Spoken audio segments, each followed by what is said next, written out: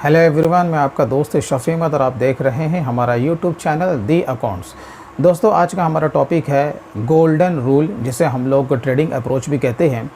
क्या होता है कि व्यापार में जितने भी टाइप के जो लेन देन होते हैं, हमें उसे कहीं ना कहीं रिकॉर्ड करना होता है, या तो डेबिट या तो क्रेडिट। आपको पता है कि एंट्री आपके दो तरीके से किए जाते हैं कंपनी लेवल में। एक होता है सिंगल एंट्री सिस्टम और एक होता है डबल एंट्री सिस्टम। ज़्यादा क्या चलता है तो ऑफ कोर्स आपका डबल एंट्री सिस्टम पे ही काम किया जाता है, यानी किसी भी लेन देन का रिकॉर्ड हमें वन टाइम में दोनों साइड में करना है, डेबिट एंड क्रेडिट दोनों साइड में। तो ये जब हम लोग जो एंट्री डालते हैं, इसका कोई ना कोई आधार होता है। ऐसा नहीं है कि रट्टा मार के हम किसी भी आइटम को डेबिट कर दें, किसी भी आइटम को क्रेडिट कर दें। इसका कोई ना कोई इसका सिद्धांत ज़रूर होता है, और उसी सिद्धांत का नाम है गोल्डन रूल, जिसे हमें समझना बहुत ही ज़रूरी हो जाता है अगर हम किसी कंपनी में काम करते हैं, या ख़ास तौर से जब हम कभी इंटरव्यू में जब हम जाते हैं। ओके, तो आज का जो हमारा टॉपिक है वो इसी से संबंधित है। मैं आपको पूरा डिटेल में एग्जांपल के साथ मैं आपको बताऊंगा कि कोई भी एंट्री अगर डेबिट होती है तो क्यों होती है, और कोई भी एंट्री अगर क्रेडिट होती है तो क्यों होती है। ये सारा कुछ हम लोग आज इस वीडियो में जानने वाले हैं। इसलिए दोस्तों, पूरी जानकारी के लिए आप वीडियो को एंड तक आप ज़रूर देखते रहें। तो चलिए दोस्तों, आज का वीडियो हम लोग शुरू करते हैं।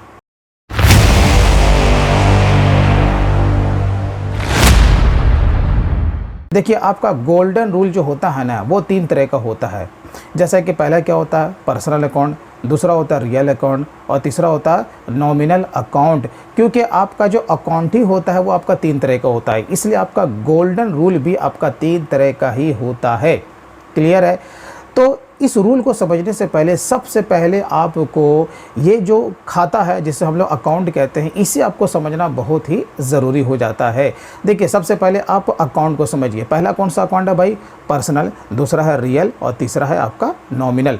तो पर्सनल अकाउंट किसे कहते हैं, अगर आप इसे समझ जाते हैं तो आपको रूल भी समझने में काफ़ी आसानी हो जाएगी। पर्सनल अकाउंट किसे कहते हैं? बस एक ही सेंटेंस में कि कोई भी ऐसा खाता जो किसी पर्सन का हो या किसी भी टाइप की कंपनी का हो, वो हमारा पर्सनल अकाउंट कहलाता है। बात खत्म है। अच्छा, अब इसका एग्जांपल क्या है पर्सनल अकाउंट का? जैसे कि मेरा अकाउंट हो गया शफी अकाउंट, योर अकाउंट। आप किसी भी कंपनी का नाम ले लीजिए, जैसे आपका वीवो है, माइक्रोसॉफ्ट है, एमआई है, डेल है, एसबीआई है। ये सब क्या, ये तो कंपनी है ना। कंपनी किसी भी टाइप की हो, चाहे वो इंडिविजुअल हो, लिमिटेड हो, प्राइवेट लिमिटेड हो, या फिर आपका कोई भी सेक्टर हो, कंपनी है ना, पर्सन है ना, तो वो हमारा क्या कहलाएगा? Personal account. ठीक है। तो इसके बाद दूसरा आपका क्या हो जाता है? Real account. अब रियल अकाउंट क्या होता है, आप इसे समझिए। कंपनी का जो जो संपत्ति होगा वो हमारा रियल अकाउंट कहलाएगा। अब जो कंपनी का संपत्ति होता है वो हमारा दो तरह का होता है, आपका करंट होता है और आपका फिक्स्ड एसेट्स होता है।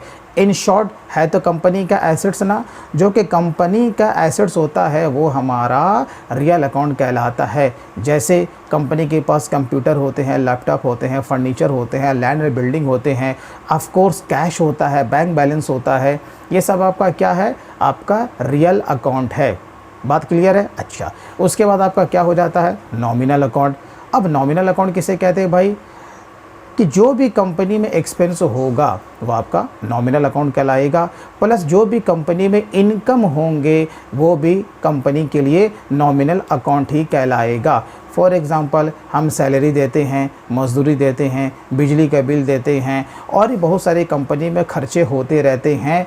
खर्चा किसी भी रूप में हो, है तो खर्चा ना, चाहे वो डायरेक्ट हो या फिर आपका इनडायरेक्ट हो, ये सारा का सारा एक्सपेंस है। और एक्सपेंस बोले तो हम इसे क्या बोलेंगे? नॉमिनल अकाउंट कहेंगे। बराबर है। तो कंपनी में सिर्फ खर्चे ही नहीं होते, सीधी सी बात है, कंपनी को इनकम भी होते हैं। जैसे हमने सेल किया तो मेरे लिए इनकम है, तो कौन सा अकाउंट होगा? Nominal account. कोई ट्यूशन पढ़ाता है तो ट्यूशन फीस से उसे क्या होते? इनकम होती है, तो ये भी आपका कहलाएगा नॉमिनल अकाउंट। हमें कहीं पर से डिस्काउंट मिल गया, बैंक से इंटरेस्ट मिल गया, कमाई हुई ना, किसी भी रूप में हो, इनकम हुई, तो ये मेरा नॉमिनल अकाउंट कहलाएगा। जब इस तीनों अकाउंट को हम समझ जाते हैं तो सिंपल सी बात है, इसी पर हमें रूल को अप्लाई करना है। बराबर है।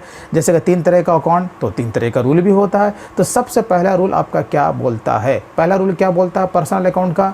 Debit the receiver and credit the giver.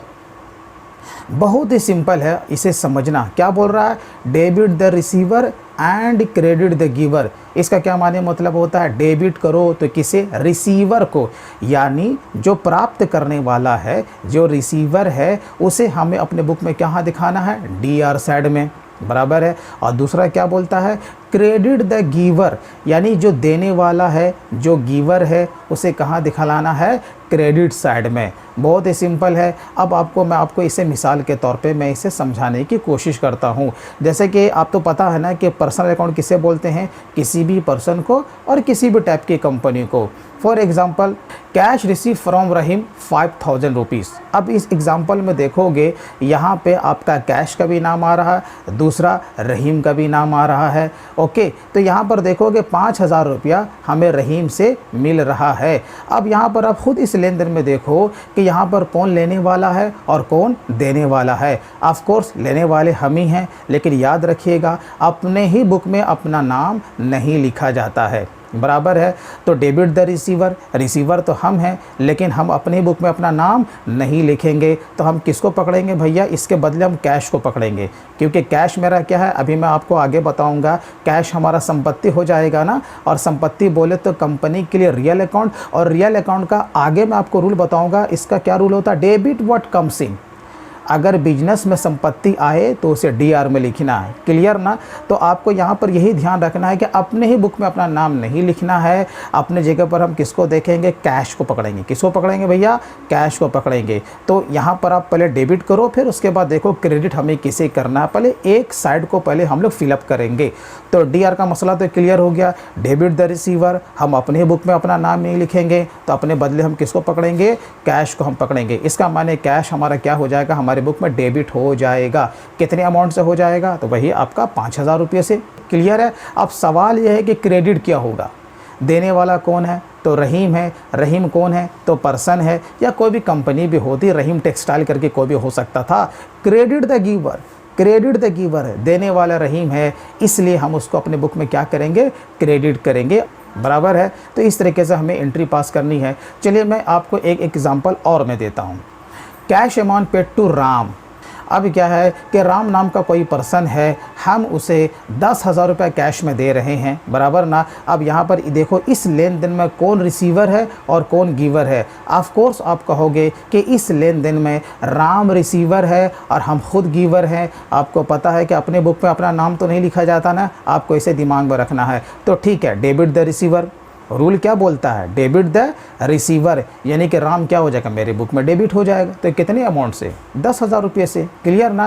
And credit the giver, हम अपने बुक में अपना नाम तो नहीं लिखेंगे ना, तो हम किसको पकड़ेंगे भैया, कैश को पकड़ेंगे। कैश आ रहा कि जा रहा, आप सीधा कहोगे नहीं नहीं कैश तो जा रहा है। और कैश मेरा कौन सा अकाउंट है, अभी आगे मैं बताऊँगा, रियल अकाउंट है। डेबिट व्हाट कम्स इन, आए तो डेबिट और जाए तो क्रेडिट। तो पैसा आ रहा है कि जा रहा, सीधा कहोगे भैया पैसा जा रहा है ना बिजनेस से, तो पैसा कहाँ दिखाएंगे, CR में, तो क्या हो जाएगा, टू कैश, बराबर ना। तो इस तरीके से आपको एंट्री लेनी है। चलिए मैं इसे समझाने के लिए मैं आपको एग्जांपल देता हूँ। Goods sold to Vinod on credit 5,000 रुपया। चलो विनोद नाम का कोई पर्सन है, हमने उसे 5,000 रुपये का उधार में माल बेचा है, नगद में माल तो नहीं बेचा ना। अब अकॉर्डिंग टू पर्सनल अकाउंट क्या बोलता है, डेबिट द रिसीवर, जो रिसीवर है, जो माल को रिसीव कर रहा है, हम उसको डेबिट करेंगे। और इसलिए भी डेबिट करेंगे क्योंकि उधारी है, और उधारी में जब तक उस बंदे का हम नाम नहीं लिखेंगे तो बिजनेस पर रिकॉर्ड कैसे रहेगा भैया कि हमने किस व्यक्ति को उधार माल बेचा है और हमें उससे कितना पैसा लेना है। तो अकॉर्डिंग टू रूल भी यही बोलता है ना, डेबिट द रिसीवर, जो रिसीवर है वो क्या हो जाएगा, हमारे बुक में डेबिट हो जाएगा। तो विनोद यहाँ पर हमारे माल को रिसीव कर रहा है, तो यहाँ पर विनोद क्या हो गया, डेबिट हो जाएगा उतने अमाउंट से। और सीधी सी बात है, हमने माल को सेल किया, और सेल मेरे लिए क्या है, इनकम है। अभी आपको मैं बताऊँगा नॉमिनल अकाउंट में उसका रूल क्या बोलता है, credit all incomes and gains. इसीलिए सेल मेरा कहाँ चलाया जाएगा, CR साइड में, क्योंकि आपको मैंने बताया ना अपने ही बुक में अपना नाम नहीं लिखा जाता है। इसलिए हम लोग अपने जगह पर क्या लिखेंगे, सेल को पकड़ेंगे, क्योंकि हमने माल को बेचा है, ना करके हम अपने नाम को क्रेडिट करेंगे। तो क्लियर है। तो पर्सनल अकाउंट का यही रूल होता है कि हमें पर्सन या फिर कंपनी को देखना है कि किस लेन देन में कौन रिसीवर है और कौन गिवर है। अगर रिसीवर है तो हम उसे अपने बुक में डेबिट करेंगे, और अगर वो गिवर है तो उसे हम अपने बुक में क्रेडिट करेंगे। चलिए अब इसके बाद दूसरा क्या है, रियल अकाउंट। और आपको पता है कि रियल अकाउंट किसे कहते हैं, जो भी कंपनी का संपत्ति होगा। अब इसका रूल क्या बोलता है, बहुत ही सिंपल है, debit what comes in and credit what goes out. इसका क्या माने, बिजनेस में अगर संपत्ति आए तो उसे डेबिट करना है, और बिजनेस से संपत्ति अगर चला जाए तो उसे क्रेडिट करना है। आपको ये पता होगा कि हमें बचपन में ये पढ़ाया गया था कि जो चीज़ भी आए उसे डेबिट कर दो और जो चीज़ भी जाए उसे क्रेडिट कर दो, जबकि ऐसा नहीं होता है ना। रूल के मुताबिक आपको एंट्री करना है, ताकि at the time of interview जब हमसे पूछा जाए ये एंट्री आपने किस फार्मूले के हिसाब से किया था, हम उसको जवाब भी दे सके, है ना। तो चलिए रियल अकाउंट क्या बोलता है भाई, debit what comes in and credit what goes out. अगर वो संपत्ति है, बिजनेस में आए तो डेबिट और बिजनेस से चला जाए तो क्रेडिट। जैसे कि मान के चलो कि हमने कोई मोबाइल सेट ही परचेज़ कर लिया नगद में, कितने में भाई, 10,000 रुपये में, है ना। तो अब यहाँ पे एंट्री क्या बनेगी, मोबाइल भी मेरे लिए संपत्ति और ऑफ कोर्स जो मेरे पास पैसा था वो भी हमारे लिए संपत्ति है। तो दोनों का दोनों रियल अकाउंट हो गया ना इस लेन देन में। तो डेबिट व्हाट कम्स इन, तो मेरे पास क्या आ रहा, बिजनेस में क्या आ रहा, बिजनेस में क्या आ रहा भैया, तो मोबाइल आ रहा, तो मोबाइल सेट हमारा क्या हो जाएगा, डेबिट हो जाएगा। क्लियर है। तो मोबाइल सेट अकाउंट DR 10,000 रुपया, और सीधी सी बात है बिजनेस से क्या जा रहा है, पैसा जा रहा है। क्रेडिट व्हाट गोज आउट, तो कैश कहाँ चला जाएगा, CR में।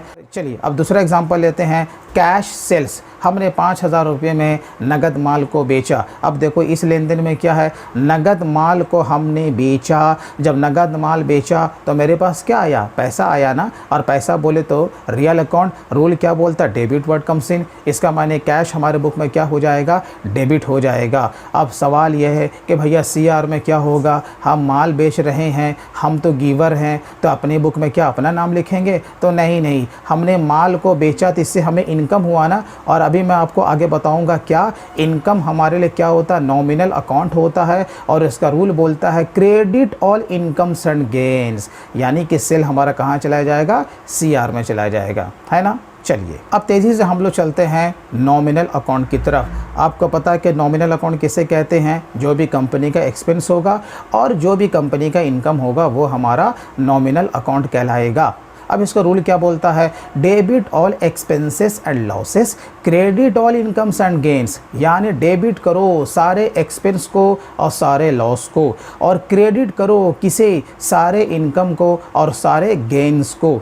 क्लियर ना। मैं फिर से आपको बताता हूँ, यानी जितनी भी टाइप का कंपनी में एक्सपेंस होगा, जितने भी तरह का कंपनी को लॉस होगा, उसे आंख बंद करके अकॉर्डिंग टू रूल अपने बुक में डेबिट साइड में दिखाना है। और कंपनी में जितने भी टाइप का इनकम होगा और कंपनी में जितने भी टाइप का बढ़ोतरी होगा, उसे आंख बंद करके अकॉर्डिंग टू रूल उसे CR साइड में दिखाना है। मिसाल के तौर पे, अरे कंपनी में ढेरों सारे खर्चे होते हैं ना, हमने कैश में सैलरी ही दे दिया, सीधी सी बात है, तो कंपनी को क्या हुआ, नुकसान हुआ या फ़ायदा, आपको ये पकड़ना है। ऑफ कोर्स कंपनी को नुकसान हो गया ना, तो किस रूप में हुआ भाई, तो सैलरी के रूप में हुआ।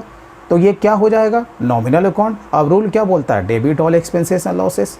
लॉस हो गया ना, तो किस रूप में हुआ, सैलरी के रूप में, तो सैलरी हमारा डेबिट हो जाएगा। जो भी आपका अमाउंट रहेगा अब उसे डेबिट कर दीजिए। और बदले में क्या दिया, of course Laxmikant Dubey ji music director हमारे हाथ से चले गए, तो क्या हो जाएगा, CR साइड में चला जाएगा। क्योंकि कैश जो है ये हमारा क्या है, रियल अकाउंट है। और अभी हमने जाना कि रियल अकाउंट क्या होता है, संपत्ति होता है। Debit what comes in and credit what goes out. Business में आए तो डेबिट, लेकिन आ नहीं रहा, यहाँ बिजनेस से जा रहा है ना। तो यहाँ पर से क्या मुस्कुराता हुआ वो कंपनी से जा रहा है, इसलिए कैश हमारा कहाँ चला जाएगा, CR साइड में। ठीक है, वेरी सिंपल। चलिए एक मिसाल और हम यहाँ पे लेते हैं, गुड्स परचेज इन कैश। कितने में भैया, 10,000 रुपये में।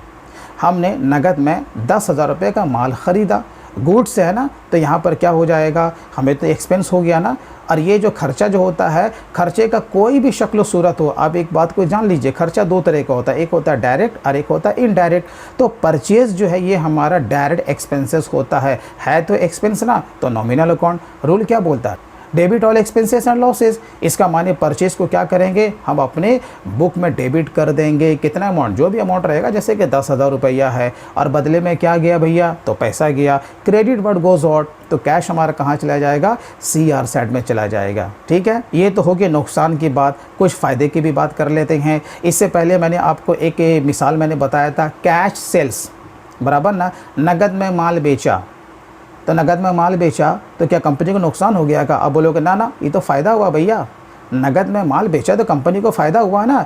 तो ठीक है, पहले डीआर में क्या होगा? डेबिट वर्ड कम्स इन, पैसा आया। क्या आया? पैसा आया। तो कैश तो चला जाएगा डीआर में और सेल कहाँ चला जाएगा? सीआर में, क्योंकि सेल कंपनी के लिए इनकम है और इनकम बोले तो नॉमिनल अकाउंट। रूल क्या बोलता है? Credit all incomes and gains. तो क्लियर ना? तो अकॉर्डिंग टू रूल आपको किसी भी एंट्री को पास करनी है, तब हमारा क्या होता है? कॉन्फिडेंस लेवल भी हाई होता है। चलिए कुछ मिसाल हम लोग और लेते हैं, जैसे कि बैंक इंटरेस्ट रिसीव्ड।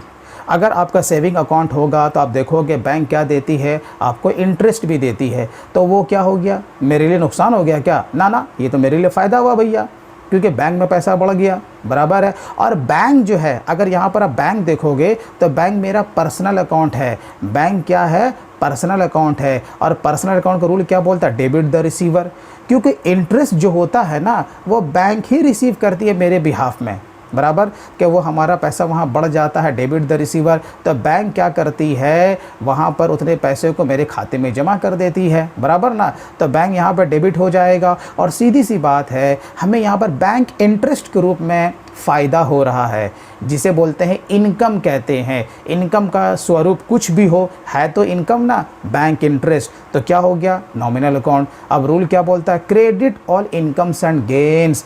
तो आपका बैंक इंटरेस्ट कहाँ चला जाएगा? सीआर साइड में। क्लियर है? चलिए एक एग्जांपल हम लोग और लेते हैं, जैसे रेंट है। हमने रेंट दिया नहीं है बल्कि लिया है, क्योंकि हमारा कोई दुकान मकान भी है जिसे हम लोग किराए पर लगाते हैं, बराबर है। जब किराए पर लगाते हैं तो उससे हमें क्या मिलेगा? रेंट मिलेगा। जब रेंट मिला तो मुझे क्या हुआ? फ़ायदा हो गया ना। इसका माने ये भी हमारा नॉमिनल अकाउंट। तो यहाँ पर हमें क्या हो रहा है? रेंट के रूप में हमें इनकम हो रहा है। तो ये कहाँ चला जाएगा? सीआर में। तो क्यों जाएगा भाई? नॉमिनल अकाउंट है ना सर, और नॉमिनल अकाउंट का रूल क्या बोलता है? Credit all incomes and gains. तो ये रेंट रिसिप्ट कहाँ चला जाएगा? सीआर में। तो डीआर में क्या जाएगा? अरे भैया बदले में पैसा आया ना, बोले तो डेबिट वर्ड कम्स इन। तो देखिए 3 तरह का रूल है, 3 तरह का अकाउंट है। अगर हम इसे अच्छी तरीके से समझ जाते हैं और इसको रूल को अप्लाई करके किसी भी लेन देन का रिकॉर्ड अगर हम अच्छी तरीके से कर लेते हैं तो हमें नहीं लगता कि हमें किसी भी एंट्री को पास करने में हमें कोई भी दिक्कतें आ सकती हैं। तो दोस्तों मैं उम्मीद करता हूं कि आपने गोल्डन रूल को अच्छी तरीके से समझ लिया होगा। इसके बावजूद भी अगर आपको इसे समझने में कोई दिक्कतें आई हैं तो आप कमेंट में ज़रूर लिखें। दोस्तों अगर आपको कोई इंपॉर्टेंट नोट्स और फाइल वगैरह चाहिए तो वो वीडियो के डिस्क्रिप्शन में है, आप वहाँ से सिंपल वे में इसे डाउनलोड कर सकते हैं। दोस्तों अगर वीडियो अच्छा लगा हो तो कम से कम इसे लाइक करना ना भूलें। तो फिर मिलते हैं किसी दिन किसी नए टॉपिक के साथ, तब तक के लिए take care and bye bye.